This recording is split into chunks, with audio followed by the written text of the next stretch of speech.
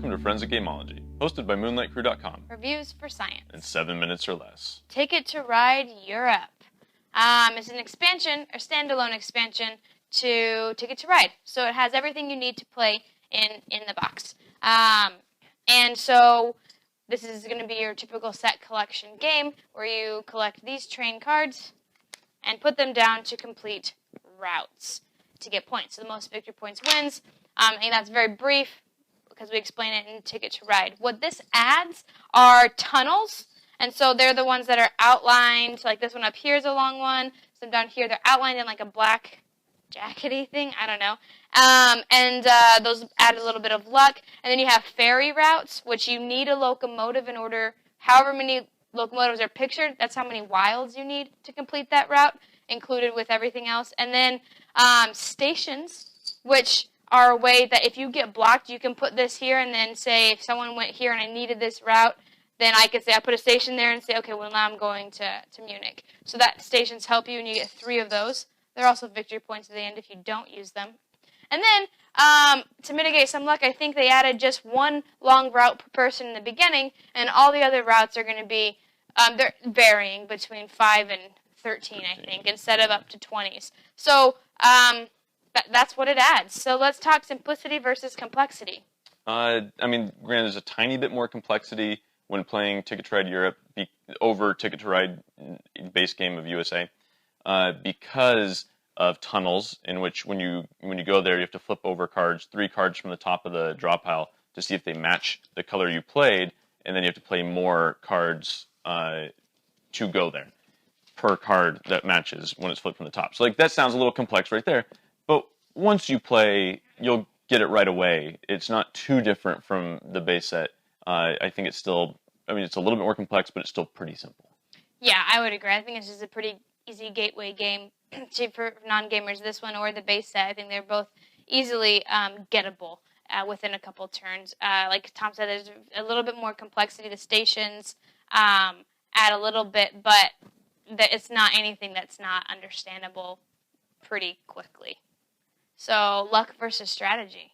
The strategy's very similar to the base set, except that now it's just a little bit of different luck. You can't just draw a card and get, wow, I just got 22 points because I had this huge connection. This is great. Like that was kind of lucky. Instead of that, they're all a lot smaller, and you have to work a little bit harder sometimes to make your connections. But then where it gets lucky are the tunnels. I mean, I've gotten hit by those 3 cards all matching or all being wilds, and you're like, I don't have enough. I just lost my turn, and you know where I want to go. Whereas I've oftentimes not been hit by any of them. None of the 3 matched, and I was able to put my cards out. And so that's just a little bit more luck than the base set, but a lot less when it comes to the swingy drawing. I just got a 20-point route. That's awesome. So it's lucky in different ways, but the strategy is still there.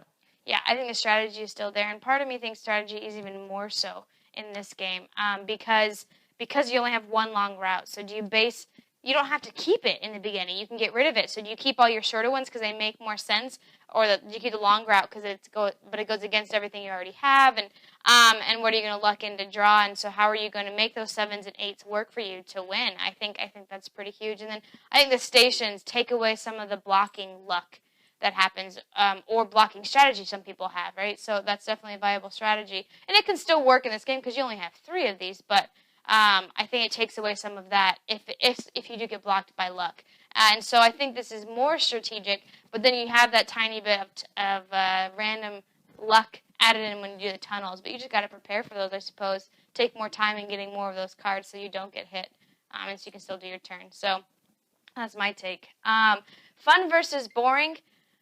I like base Ticket to Ride better than Europe, but I still think this game is really fun.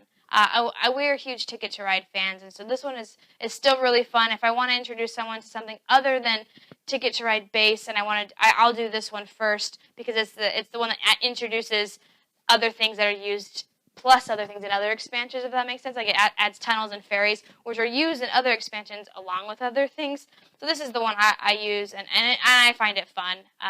It's a less long 6 routes than in the base game, and so just more strategize with the smaller connections. This is certainly a different game than the base set. Very different. and I like the base set more. And if I were to rank all of them in order, I may like this one the least. I find it, I mean, it's still very fun. So to say it's the most boring doesn't do this game justice because it's still very fun. It's just the most boring of all of the fun games.